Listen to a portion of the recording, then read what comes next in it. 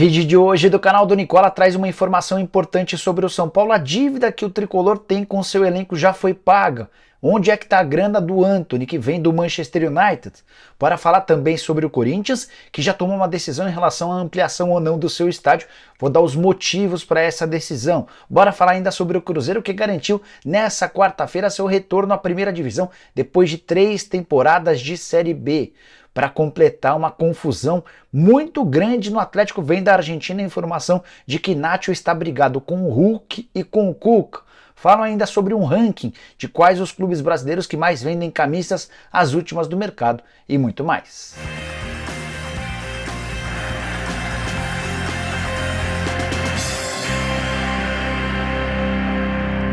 Fala aí pessoal, sou Jorge Nicola, bem-vindos a mais um vídeo do canal, sempre bem bacana ter vocês por aqui, sem perder tempo. Queria contar que todo esse conteúdo é um oferecimento de 1xBet, casa de apostas esportivas que permite a você se dar bem nas apostas de segunda a segunda. Nessa quinta tem 10 jogos da Liga das Nações da UEFA. Campeonato que envolve seleções europeias com destaque para 3 partidas. Bélgica e País de Gales, França e Áustria, Polônia e Holanda. Seleções favoritas ao Mundial de Clubes é uma boa forma de você já começar a perceber os adversários da seleção brasileira. Para apostar na 1xBet é super simples, pega o link que eu vou deixar no comentário fixo, só não esquece de usar o cupom Nicola na hora de fazer o seu depósito para ter 100% de bônus, beleza? Bora começar o vídeo com o tradicional giro de notícias e contar sobre o recorde do Cruzeiro. Daqui a pouco eu falo sobre a vitória por 3-0 em cima do Vasco. Agora só queria destacar que o Cruzeiro conseguiu voltar à Série A do Campeonato Brasileiro com 7 rodadas de antecedência. Nunca na história da Série B isso havia acontecido. O recorde pertencia a 3 clubes paulistas que em anos diferentes conseguiram subir a 6 rodadas do fim. Eram eles o Palmeiras, o Corinthians e a minha Portuguesa. Por falar na Lusa, quero contar que no sábado a Portuguesa enfrenta o Marília no jogo de ida da Copa Paulista, fase semifinal. E o adversário não vence a Portuguesa há 16 anos. Nesse período foram 7 confrontos com 6 vitórias e 1 empate. A última derrota da Lusa pro Marília aconteceu num 4-0 no Bento de Abreu Sampaio Vidal, lá em Marília, em jogo da Série B. Bora contar também que Paulo Pelaipe, que é hoje diretor de futebol do Botafogo de Ribeirão Preto, passou a ser especulado como o possível novo executivo de futebol do Santos. Antes de gravar esse vídeo, conversei com o Pelaipe, que disse o seguinte, abre aspas, não existe nada, ninguém fez contato, fecha aspas, Pelaipe, que em 2019 fez muito sucesso como gerente de futebol do Flamengo. Para completar o giro de notícias, contar que o Vasco vai precisar torcer bastante contra o Londrina.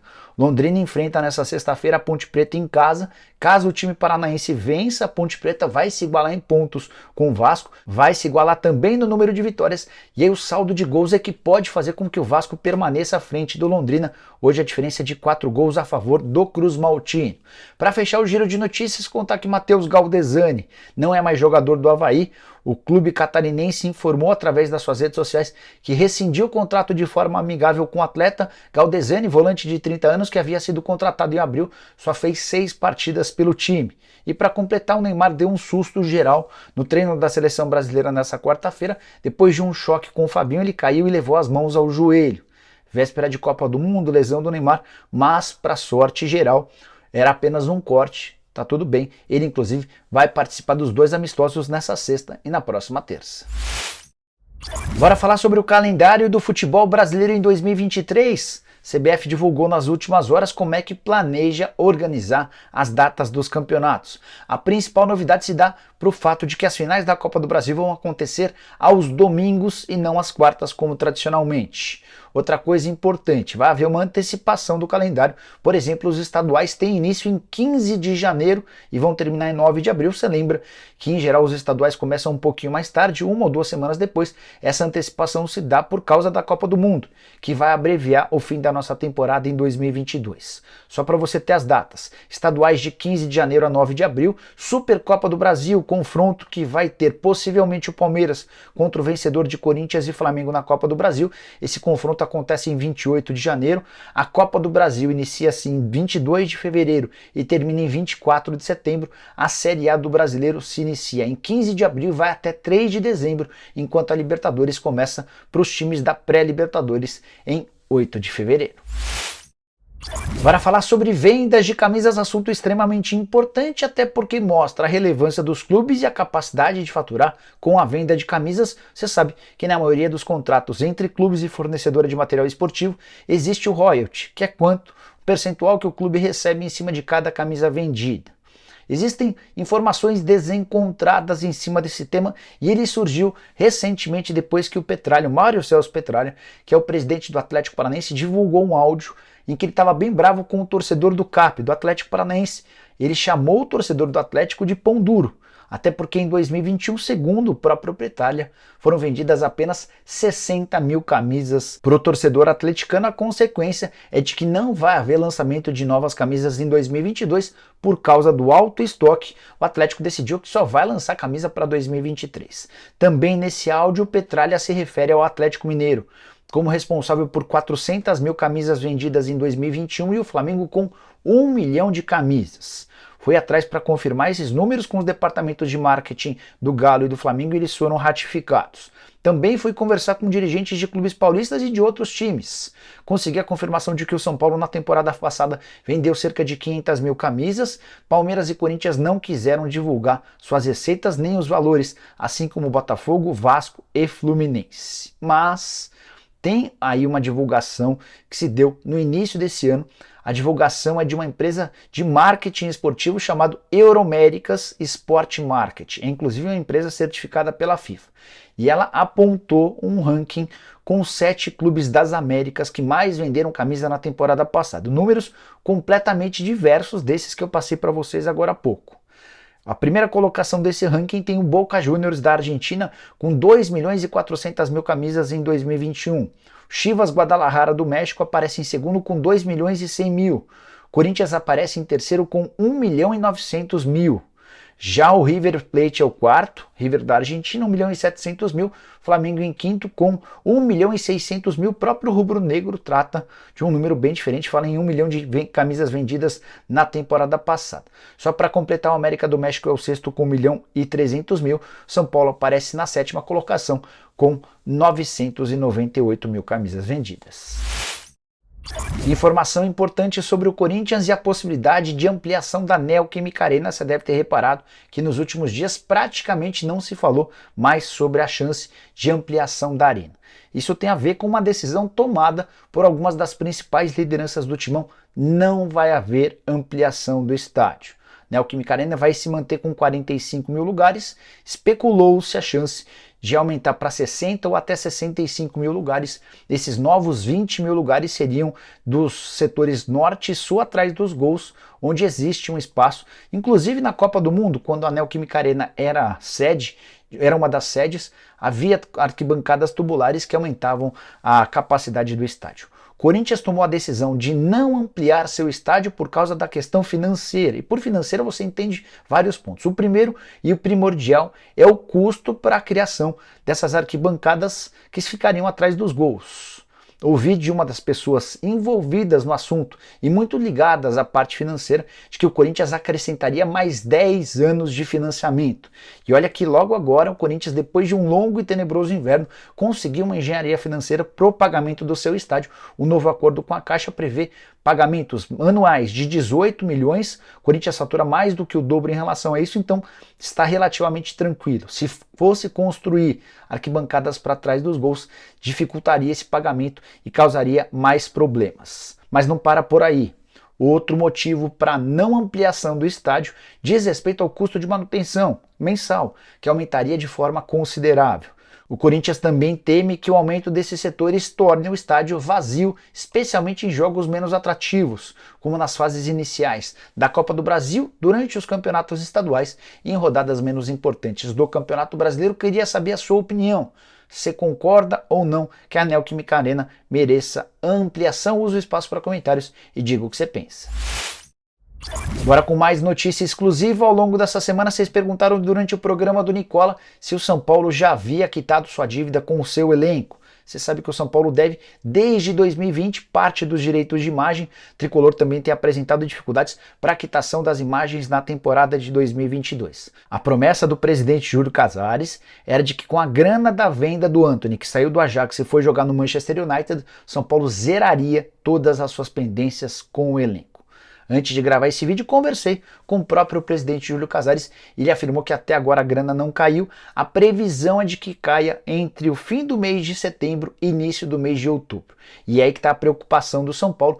O jogo da vida do Tricolor em 2022 ocorre justamente em 1º de outubro. Júlio tem tentado convencer o Manchester United a antecipar esse pagamento. São Paulo vai ter direito, nessa primeira parcela, a cerca de 35 milhões de reais.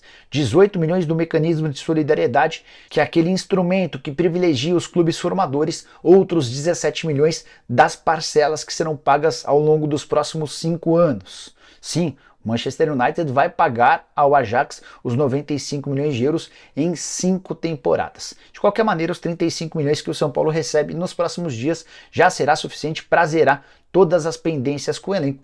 A promessa, a expectativa, a torcida é para que o São Paulo possa enfrentar o Independente Del Valle sem dever absolutamente nada para os jogadores, mas os atletas agora já sabem que estão a poucos dias de verem toda essa pendência zerada.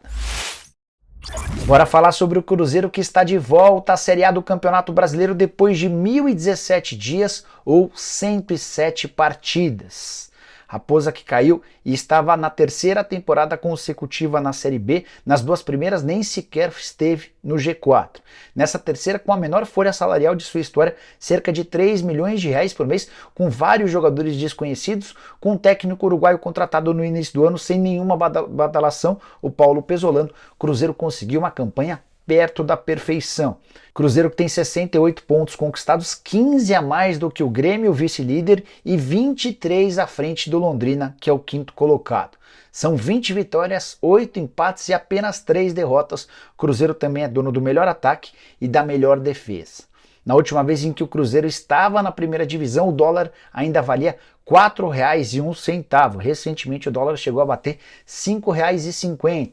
Já o Abel Ferreira, que faz enorme sucesso à frente do Palmeiras, ainda era técnico do PAOK da Grécia. A confirmação do retorno cruzeirense se deu depois da vitória por 3-0 contra o Vasco. Edu, Machado e Luvanor fizeram os 3 gols diante de 59 mil torcedores. E aí eu queria fazer um destaque para a torcida do Cruzeiro, que registrou média de público de 40 mil torcedores por jogo no Campeonato Brasileiro da Série B, uma média espetacular, melhor inclusive que a presença de público nos 3 campeonatos brasileiros por pontos corridos conquistados pela Raposa, nos anos de 2003, 2013 e 2014.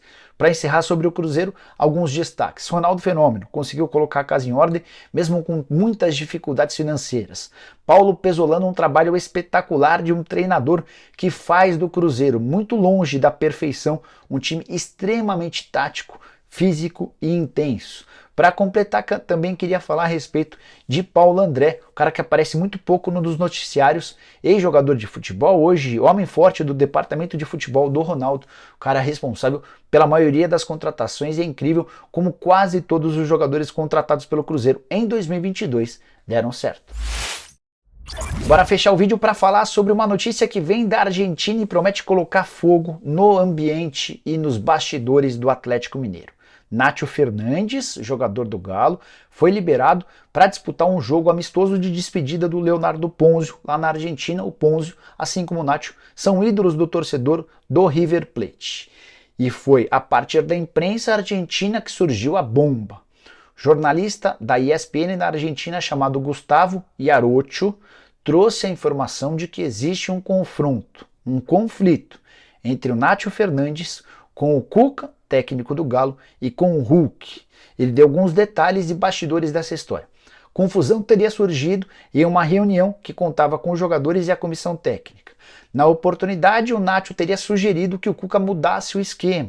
O Cuca não gostou e manteve. No jogo seguinte, Hulk marcou um gol e foi comemorar esse gol abraçando o Cuca. algo que pegou mal para o Nacho, e a partir dali o conflito estava estabelecido, dele com o treinador e também com o principal jogador do Atlético. Ninguém no Galo confirma, embora é importante contar que essa notícia tenha surgido já na madrugada de quarta para quinta-feira. Ela veio, como eu contei, lá da Argentina.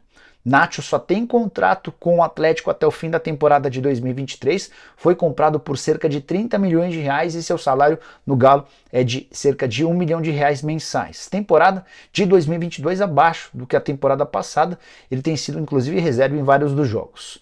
47 partidas, 8 gols e 10 assistências. De acordo com a imprensa argentina, não está descartada a possibilidade de ele voltar ao River Plate. Também especularam que o Nacho poderia jogar no São Paulo, não acredito, por causa das cifras envolvidas. E quero saber a sua opinião. Você acha que essa história faz sentido? Nacho versus Cook e Hulk? Use o espaço para comentários e palpite. Bom, pessoal, eram todas essas as informações que eu queria dividir com vocês nessa quinta-feira. Espero que tenham curtido o vídeo e deixem like. A gente volta de tarde com mais notícias. Tem também programa do Nicola a partir das 7 da noite. Abraço, tchau!